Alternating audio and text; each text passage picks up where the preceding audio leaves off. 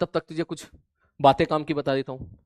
बेटा आज मैं उस बच्चे से मिला, AIR 127, ठीक है।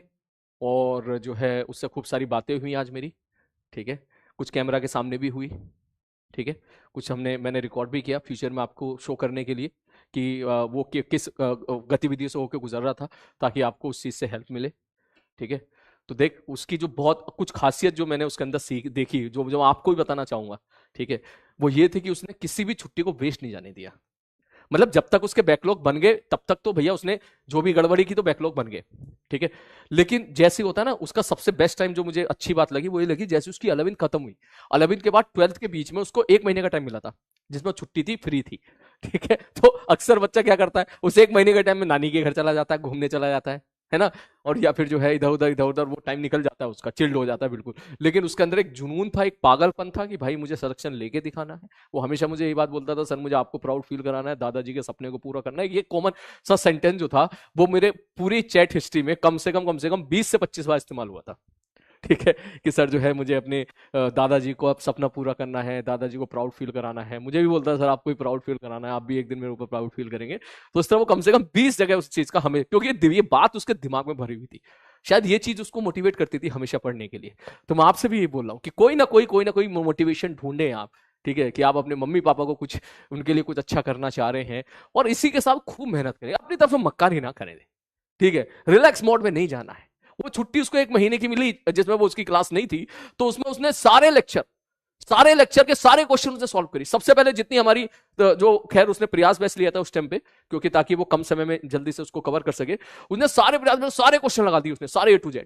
उसके बाद जो उसकी जो भी मॉड्यूल वगैरह क्वेश्चन वगैरह थे वो भी उसने लगा दिए। मतलब पूरा का पूरे 1 साल का जो कंटेंट था 11th क्लास का, वो उसने उस पूरे 1 महीने में रिवाइज कर लिया पूरा, ठीक है। इसको बोलते हैं मेहनत। घर वाले उसको बोलते रहे, कोटा का ही है वो, घर वाले बोलते रहे कि आजा बेटा घर आजा घर आजा घर आजा, नहीं, पूरे साल उसने जितनी मेहनत करी थी वो सारी मेहनत को एक बार फिर से मेहनत करी, और उस जो है घर नहीं गया, बस चुपचाप पढ़ता रहा बढ़िया तरीके से, और उसने जो है सारी 11th क्लास को बढ़िया से कंप्लीट किया। अब इसका फायदा कहां मिला, जब वो 12th क्लास में गया तो 11th उसको आती है अच्छे से, अभी ताजा ताजा पढ़ा है ना।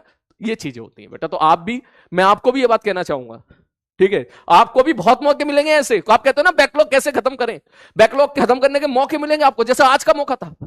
आज केमिस्ट्री की क्लास शायद पहले कैंसिल थी, तो इस मौके को आपको भुलाना था, ठीक है। ये नहीं कि छुट्टी हो गई, ये छुट्टी हो गई, जा रहे मजा आ गया मजा आ गया मजा आ गया, नहीं नहीं, आपको 2 घंटे का ऐसा टाइम मिला है, तो आपको वहां पर टेबल चेयर पे बैठना था और कोई एक चैप्टर उठा लेना था पिछले साल का, चाहे तो उसको मंजिल से कवर कर। जिन बच्चों ने सारी क्लासेस अटेंड की थी वो अपने क्लास नोट्स देखें, और इस 2 घंटे में पूरा एक चैप्टर खत्म करने की पूरी कोशिश करें, पूरा एक चैप्टर कर सकता है, तू पूरे साल तू पढ़ा है।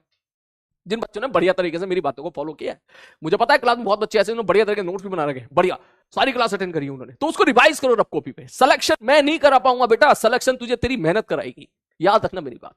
मैं तो पूरे बैच को एक जैसा पढ़ा रहा हूं, इस बैच में जितने बच्चे हैं सबको सेम कंटेंट दे रहा हूं, सारे सेम मेरी बातें सारे बच्चों तक बराबर बराबर जा रही है, लेकिन सबका सिलेक्शन नहीं होगा, सिलेक्शन सिलेक्टेड लोगों का ही होगा। तो जो सिलेक्टेड लोग जितनी मेहनत करते हैं, जिस तरह से मेहनत करते हैं, वो मेहनत अगर आप करोगे तो यस डेफिनेटली आप सेलेक्ट हो जाओगे, लेकिन उनके जैसा करना पड़ेगा आपको। आसनमारी में क्या कहना चाह रहा हूं, ठीक है। तो ये चीज है बेटा, ठीक है। एक तो तेरे मुझे बेटा बेटा बहुत निकल रहा तेरी क्लास में, बुढ़ापे की फील आ रही है। हो गया, हाँ सर हो गया, ठीक है सर हो गया होगा। अब हम चलते हैं अगला, बोले सर वेरिफिकेशन भी तो कर लेते हैं, वेरिफिकेशन ऑफ है गॉस लॉ। और एक बात और बेटा, फिर बेटा निकल रहा, उसकी परसेंटाइल 99.991 आई, 127 रैंक आई। पता कैसे, मैथमेटिक्स में 100% फिजिक्स में 100% और केमिस्ट्री में 87%।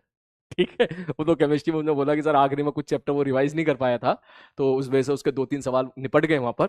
सोच अगर केमिस्ट्री में वो अगर 99% ले आता ना, ऑब्वियसली इतने सारे बच्चों की 99 आई है, 98 आई है, अगर वो ले आता ना, तो सोच उसकी रैंक फिर 50 क्या 40 या 30 के आसपास होती रैंक, हमारी बात।